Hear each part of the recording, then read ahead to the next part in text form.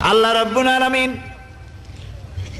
কোরআনে কারীমের ভিতরে নবীজির নাম একটি বারের জন্য নাম ধরে তাকে ডাকেন নাই, বরং তিনি বলেছেন তোমরা পরস্পরকে যেভাবে নাম ধরে ডাকাডাকি করো আমার নবীকে সেভাবে নাম ধরে ডাকবে না।